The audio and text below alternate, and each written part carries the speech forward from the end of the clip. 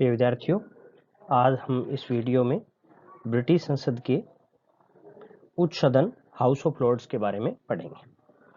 हमें पता है कि ब्रिटेन में द्विसदनात्मक व्यवस्था है। द्विसदनात्मक व्यवस्था से तात्पर्य कि वहाँ दो सदन हैं। और दो सदन कौन से हैं? अब अपर हाउस का नाम लॉर्ड सभा है और लोअर हाउस का नाम हाउस ऑफ कॉमन है। अपने यहाँ भी सदन है वो द्विसदनात्मक है। यहाँ अपर हाउस का नाम राज्यसभा है और लोअर हाउस का नाम लोकसभा है। अपने यहाँ जैसा आपको पता है कि राज्यसभा में सदस्य इनडायरेक्ट रूप से चुन के आते हैं राज्यों की विधानमंडलों के सदस्यों के द्वारा, और लोकसभा में प्रत्यक्ष रूप से निर्वाचित प्रतिनिधि होते हैं। इंग्लैंड की लॉर्ड सभा का ऐतिहासिक विकास हुआ। यह सबसे प्राचीनतम सदन है। इवन हाउस ऑफ कॉमन से भी ज़्यादा प्राचीन है। इसकी उत्पत्ति 11वीं शताब्दी में जब एंग्लो सैक्सन सम्राट धार्मिक और राजतंत्र के मंत्रियों से बनी संस्था वाइटन से विचार विमर्श करते थे, उसमें इसकी उत्पत्ति देखी जा रही है कि एंग्लो सैक्सन पीरियड में सम्राट धार्मिक और राजतंत्र के मंत्रियों से बनी संस्था वाइटन, यही वाइटन आगे down the line house of Lord के रूप में विकसित हो जाती है। संसद के पृथक भाग के रूप में 13वीं और 14वीं शताब्दी में इसका विकास होता है। शुरुआत में जैसे संसद दो सदन के रूप में विकसित होती है, तो हाउस ऑफ लॉर्ड एक शक्तिशाली सदन था। इवन इतना शक्तिशाली था कि आज से 100 साल पहले हाउस ऑफ कॉमन से भी अधिक शक्तिशाली सदन था। हाउस ऑफ कॉमन्स में हमने लास्ट वीडियो में देखा था कि हाउस ऑफ कॉमन्स दुनिया का सबसे शक्तिशाली सदन माना जाता है आज की तारीख में। तो आज से 100 वर्ष पहले लॉर्ड सभा हाउस ऑफ कॉमन से ज़्यादा शक्तियों वाली सभा थी। लेकिन कालांतर में जैसे ब्रिटेन में संविधान के विकास क्रम में हमने देखा था कि ब्रिटेन का संविधान राजतंत्रात्मक शक्तियों और लोकतंत्रात्मक शक्तियों के बीच संघर्ष का संविधान है। उनका विकास उनके बीच संघर्ष से हुआ। तो उत्तरोत्तर लॉर्ड सभा की शक्तियां कम होती गई, क्योंकि यह राजतंत्र का प्रतीक था, सम्राट का प्रतीक था, कुलीन शक्तियों का प्रतीक था। वहीं हाउस ऑफ कॉमन जो जनतंत्रात्मक शक्तियों का प्रतीक था, वह स्ट्रॉन्ग होता गया। हाउस ऑफ लॉर्ड कमजोर होती गई। 1911 के अधिनियम के पारित होने के बाद लॉर्ड सभा के पास केवल नाम मात्र की शक्तियां बची हैं। 19वीं सदी में मंत्रिमंडल के अधिकतर सदस्य लोक सदन से लिए जाने लगे। यानी 19वीं सदी से पहले जो मंत्रिमंडल थी उसमें ज़्यादातर सदस्य लॉर्ड सभा के होते थे, लेकिन यहाँ आते आते इतनी शक्तिशाली हो गया हाउस ऑफ कॉमन कि अधिकांश सदस्य लोक सदन से लिए जाने लगे। नियंत्रक, संशोधक और बाधक के रूप में द्वितीय सदन की आवश्यकताओं ने प्राय एक सर्वमान्य तथ्य का आधार ले लिया है। लेखी का ये कथन है जो हाउस ऑफ लॉर्ड्स की यानी द्वितीय सदन की प्रासंगिकता और उसके महत्व को उजागर करता है। लॉर्ड सभा अपर हाउस का नाम है, तो अपर हाउस की संरचना क्या है? लॉर्ड सभा में 4 तरह के लॉर्ड्स हैं। ये कौन कौन से 4 तरह हैं? लॉर्ड स्पिरिचुअल्स, हेरेडिटरी पीयर्स या लाइफ पीयर्स तथा लो लॉर्ड्स। सन 2009 से वहाँ सुप्रीम कोर्ट का गठन हो गया। उससे पहले यूनाइटेड किंगडम में सुप्रीम कोर्ट नहीं थी। सर्वोच्च न्यायालय वाला कार्य लॉर्ड सभा ही करती थी। लेकिन 2009 में ब्रिटेन में सुप्रीम कोर्ट का गठन हो गया, इसलिए ये लो लॉर्ड्स अब नहीं होते। अतः आज की तारीख में लॉर्ड सभा में 3 तरह के लॉर्ड्स होते हैं। लॉर्ड स्पिरिचुअल्स, इनकी संख्या 25 है। एक है archbishop of Canterbury and York, 3 हैं बिशप ऑफ दरहम लंदन और विंचेस्टर, और 21 अन्य बिशप को लॉर्ड सभा की सदस्यता प्राप्त है। यानी 25 लॉर्ड स्पिरिचुअल लॉर्ड्स हैं जो एक तरीके से धार्मिक बैकग्राउंड से आते हैं। दूसरे हैं वंशगत या पैतृक पीयर, हेरेडिटरी पीयर्स। इनकी संख्या नवंबर 99 से 92 है। आजीवन पीयर्स, लाइफ पीयर्स जिनको कहा जाता है, ये वो पीयर्स हैं जो लाइफ पीयरेज एक्ट ऑफ 1958 से जिनको बनाया गया है। वर्तमान में इनकी संख्या 661 है। अतः और ये जो 661 पीयर्स हैं, इनमें conservative 195, liberal 175, liberal democrats 92 and cross benchers peers 151 है। लोकसभा सदस्यों के विशेषाधिकार क्या हैं? लोकसभा के सदस्यों लोकसभा के सदस्यों के विशेषाधिकार क्या हैं? लोकसभा के सदस्यों के वो लगभग सारे विशेषाधिकार हासिल हैं जो आज की तारीख में किसी गणतंत्र में, लोकतंत्र में एक जनता के प्रतिनिधि के सदन को हासिल होते हैं। लेकिन उसके अलावा भी कुछ विशेषाधिकार अलग हैं, जैसे भाषण की स्वतंत्रता सभी को प्राप्त होती है, जो कि बहुत महत्वपूर्ण है। इसके बिना लोकतंत्र माना ही नहीं जा सकता। संसद के अधिवेशन काल में बंदी नहीं बनाया जा सकता। यह हाउस ऑफ कॉमन, भारत में भी लोकसभा राज्यसभा के सदस्यों सभी को यह पर्याप्त हासिल है। सम्राट के पास व्यक्तिगत रूप से जानने का अधिकार, यहाँ यह इंपॉर्टेंट है और यह कॉम्पिटिटिव एग्जाम में क्वेश्चंस भी पूछा जाता है कि हाउस ऑफ कॉमन्स के सदस्यों को केवल सामूहिक रूप से सम्राट के पास जाने का अधिकार होता है, लेकिन हाउस ऑफ लॉर्ड्स के मेंबर्स व्यक्तिगत रूप से भी सम्राट के पास जा सकते हैं, उनसे मिल सकते हैं। पीयर्स बनाने वाले जो विधेयक हैं, वो विधेयक सिर्फ और सिर्फ लॉर्ड सभा में ही रखे जा सकते हैं, उन्हें हाउस ऑफ कॉमन्स में पेश नहीं किया जा सकता। कॉमन सभा द्वारा चलाए गए महाभियोगों की जांच भी हाउस ऑफ लॉर्ड्स कर सकता है। सदस्य अपने विशेषाधिकार तब भी यूज कर सकते हैं जब संसद का अधिवेशन नहीं चल रहा हो।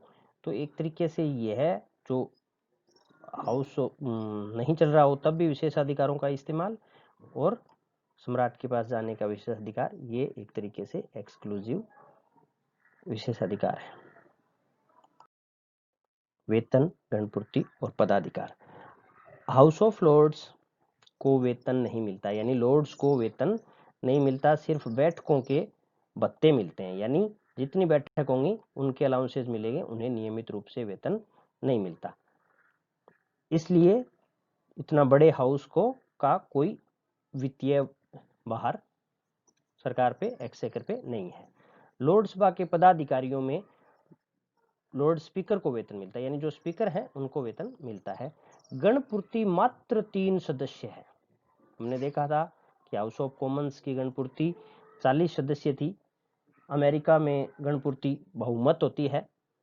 भारत में गणपूर्ति 1/10 सदस्य है। लेकिन यहाँ हाउस ऑफ लॉर्ड्स इतना बड़ा सदन है, लेकिन गणपूर्ति मात्र 3 सदस्य है। यह भी एक तरीके से सदन की कमजोरी का प्रतीक है कि जो काम सदन का है वह मात्र 3 सदस्य भी कर सकते हैं। पदाधिकारी जो सचिवालय कार्मिक होते हैं वो इस सदन को भी मिलते हैं। लोकसभा के कार्य एवं शक्तियां। परामर्श संबंधी शक्तियां। जब कॉमन सभा विघटित हो जाए, क्योंकि कॉमन सभा विघटित हो सकती है, लेकिन हाउस ऑफ लॉर्ड्स एक स्थायी सदन है, तो यह विघटित नहीं हो सकता। अतः जब कॉमन सभा विघटित हो जाए तो इस स्थिति में स्थायी सदन हाउस ऑफ लॉर्ड से सम्राट परामर्श ले सकते हैं। ये कुछ विशिष्ट परिस्थितियां हैं, ऐसा सामान्यतः नहीं होता, क्योंकि अगर कॉमन सभा अगले चुनाव होते हैं तब तक कॉमन सभा कार्य करती रहती है। विधायी कार्य बहुत सीमित है। जैसा कि मैंने पहले बताया था कि 19वीं शताब्दी में, यानी आज से 100 वर्ष पहले, लोकसभा एक मजबूत स्ट्रॉन्ग हाउस था, लेकिन आज इसकी शक्तियां सीमित है। 1911 और 1949 के अधिनियम से इनकी शक्तियों को बहुत ज्यादा कम कर दिया गया है। आज 1911 के अधिनियम से यह प्रावधान किया गया था कि सामान्य बिल को तब तक पारित नहीं माना जाता जब तक दोनों सदन पारित ना कर दें, और लोकसभा 2 साल तक अगर पारित नहीं करती तो उसे पारित माना जाता था। यानी लोकसभा उसे 2 साल विलंब करने की शक्ति रखती थी, लेकिन 1949 में इसे मात्र 1 साल कर दिया गया है। और यानी हाउस ऑफ कॉमन ने बिल पारित किया और हाउस ऑफ लॉर्ड ने 1 साल तक अगर उसे पारित नहीं किया तो वह हाउस ऑफ लॉर्ड से पारित माना जाता है। यानी 1 साल की देरी करने की शक्ति लोकसभा में है। और यह वित्तीय मामलों में यह और भी कम है। वहां लोकसभा सिर्फ 1 माह की देरी कर सकती है। अगर 1 माह में वह उसे पारित नहीं करती तो वह अपने आप पारित माना जाता है। कार्यपालिका शक्तियां, वैसे तो कार्यपालिका शक्तियां बहुत सीमित हैं, क्योंकि जो गवर्नमेंट है, एग्जीक्यूटिव है, प्रधानमंत्री प्लस कैबिनेट है, वो हाउस ऑफ कॉमन के प्रति उत्तरदायी होते हैं। उनका संसद के प्रति उत्तरदायित्व से तात्पर्य हाउस ऑफ कॉमन के प्रति उत्तरदायित्व है। लेकिन फिर भी हाउस ऑफ लॉर्ड्स के जो सदस्य हैं वो मंत्रियों से प्रश्न पूछ सकते हैं और वाद विवाद से मंत्रिमंडल के कार्य को प्रभावित करते हैं। ये हाउस ऑफ लॉर्ड की कार्यपालिका शक्तियां हैं। न्यायिक शक्तियां 2009 तक, सुप्रीम कोर्ट की स्थापना तक हाउस ऑफ लॉर्ड को सारी न्यायिक शक्तियां प्राप्त थी जो किसी देश की सुप्रीम कोर्ट को, सर्वोच्च न्यायालय को होती है, लेकिन आज ये शक्तियां नहीं है। तो हमने देखा कि लोकसभा में विधायी मामलों में मात्र 1 साल, साधारण बिल को 1 साल की देरी करने का और वित्तीय विधेयक को मात्र 1 माह की देरी करने का अधिकार है। वहीं एग्जीक्यूटिव मामलों में मात्र प्रश्न पूछने तक सीमित है और न्यायिक मामलों में अब शक्तियां है ही नहीं। तो हाउस ऑफ लॉर्ड एक कमजोर सदन है। तो लोकसभा की आलोचनाएं क्या हैं? लोकसभा अप्रजातांत्रिक सदन है। हमने देखा था 3 तरह के लॉर्ड हैं। इनमें कोई सा लॉर्ड्स का प्रकार भी जनता के द्वारा कैसे भी प्रत्यक्ष या अप्रत्यक्ष रूप से चुना हुआ नहीं है। तो यह एक तरीके से आज के लोकतांत्रिक दौर में, युग में, एक अप्रजातांत्रिक सदन है। यह धनपतियों का गढ़ है। रैमजे में और ये कहते हैं कि यह सिर्फ और सिर्फ ऐसा नहीं है कि ये जो लोग हैं ये चुने हुए नहीं है, जबकि ये एक क्लास का समर्थन करते हैं और यह क्लास है वह है अपर क्लास, यानी पैसे वालों का, कुबेरियों का गढ़ है, धनपतियों का गढ़ है। अनुदारवादियों का प्रभुत्व है, यानी जो यथास्थिति का समर्थन करते हैं। राजनीति विज्ञान में अनुदारवादियों का अपना परिभाषा है, लेकिन सामान्य अर्थ में जो रूढ़िवादी हैं वो अनुदारवादी हैं। वल्फोर ने कहा, लोकसभा का कार्य केवल ये देखना है कि रूढ़िवादी दल का प्रभुत्व सदा बना रहे, चाहे उसकी सरकार हो या ना हो। प्रगतिशील कानूनों में बाधा। लॉस्की कहते हैं कि लोकसभा निष्पक्ष नहीं है, जो अपने समय के लोकमत से स्वतंत्र दृष्टिकोण अपनाती है। इसकी रचना दक्षिणी पंथी कार्य नीति का आधारभूत भाग है और इसी आशय से रखा गया है। लास्की का कहने का मतलब है कि यह कहना कि हाउस ऑफ लॉर्ड है, यह महज एक ऐसा सदन है जिसकी अपनी स्वतंत्र राय नहीं, यह राइट विंग का समर्थक है और सिर्फ उसी का ही समर्थन करती है। सदस्यों की उदासीनता। एक यह है कि इसमें इतने एजिड और इतने कुलीन लोग होते हैं कि जो लोकतंत्र से या लोकतांत्रिक कार्य से या सार्वजनिक जीवन से ज्यादा मोह नहीं रखते, ज़्यादा लेना देना नहीं रखते, इसीलिए ज़्यादा एक्टिव हाउस नहीं है ये, इसकी उदासीनता, इसकी आलोचना है। शक्तिहीन सदन है, हमने देख लिया, इसकी शक्तियां बहुत कम है, इसलिए भी इसे अप्रासंगिक कहा जा सकता है कि इतने कमजोर सदन की आवश्यकता ही क्या। लोकसभा की उपयोगिता, इतनी आलोचनाओं के बावजूद द्वितीय हाउस है, सबसे पुराने लोकतंत्र में विद्यमान है, तो डेफिनेटली उपयोगिता है। क्या उपयोगिताएं हैं? लोक सदन की निरंकुशता पर प्रतिबंध। लोक सदन हमने देखा है कि ये जनता के द्वारा प्रत्यक्ष रूप से निर्वाचित प्रतिनिधियों से मिलकर बना होता है, तो डेफिनेटली जो चुनाव से जीत के आए हुए प्रतिनिधियों से बना होता है, तो वह वोट पॉलिटिक्स की मजबूरियों, वोट पॉलिटिक्स की सीमाओं से बंधा होता है। तो और एक ऐसे लोक सदन में ऐसे एक्टिव और श्रूड पॉलिटिशियन आते हैं जो सत्ता में बने रहना चाहते हैं, तो एक पूरी संभावना है कि कोई राजनीतिक दल है या कोई राजनेता है, वह अपने पास में आई हुई सत्ता को हाथ से छीनने देना नहीं चाहता, तो उसकी जो निरंकुशता है उस पर दूसरा सदन डेफिनेटली प्रतिबंध लगाता है, वह लोकसभा लगाती है। क्योंकि लोक सदन और लोकसभा का अगर पार्टी के हिसाब से देखें तो सेम कन्फिगरेशन नहीं होता, और ब्रिटेन में तो और बहुत सारे आजीवन और स्पिरिचुअल लॉर्ड्स हैं, तो किसी एक पार्टी के नेता के निरंकुशता पर प्रतिबंध लगाते हैं।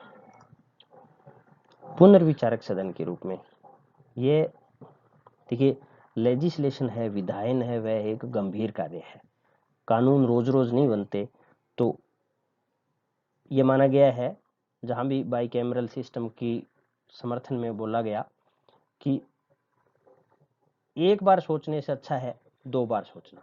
तो एक हाउस की सोच के बावजूद अगर दूसरा हाउस दूसरे अलग दृष्टिकोण से, अलग कॉन्फ़िगरेशन से बना हुआ है, तो वह उस पर अगर पुनर्विचार कर लेता है तो वह एक अच्छी बात है, कानून निर्माण में और गंभीरता आती है, इसलिए भी दूसरे सदन का समर्थन किया जाता है।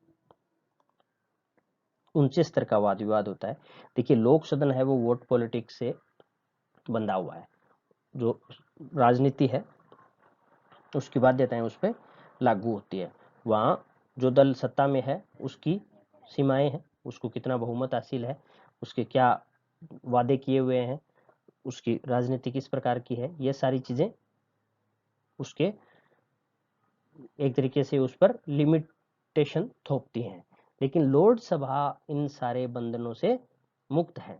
लोकसभा का जो कॉन्फ़िगरेशन है, जो सदस्य बनते हैं, वो भी पार्टीशन पॉलिटिक्स और वोट पॉलिटिक्स में बंधे हुए नहीं होते। तो सर्टेनली वहां जो वाद विवाद है वह उच्च स्तर का होता है, संकीर्ण हितों से ऊपर उठा हुआ होता है। लोक सदन के कार्यभार को कम करना। लोक सदन क्योंकि काम विधायन का ही है दोनों का, तो सर्टेनली लोक सदन के कार्यभार को कम करती है। जो बहुत सारा विधायन का कार्य है वह लोकसभा करती है। वोट पॉलिटिक्स से मुक्त है। विलंबकारी सदन के रूप में है। विलंबकारी सदन के रूप से तात्पर्य है कि विधायन का कार्य गंभीर कार्य है, तो उसमें जल्दबाजी नहीं होनी चाहिए, वो काम धीरे धीरे होना चाहिए ताकि एक थॉटफुल कार्य हो सके। तो इस सेंस में लोकसभा विलंबकारी सदन के रूप में कार्य करती है। वह वोट राजनीति से मुक्त होता है, कुलीन लोग होते हैं, ज़्यादा मारामारी नहीं होती, इसलिए यहाँ जो विचार विमर्श होता है वो शांत वातावरण गंभीर होता है। धन्यवाद। Thank you.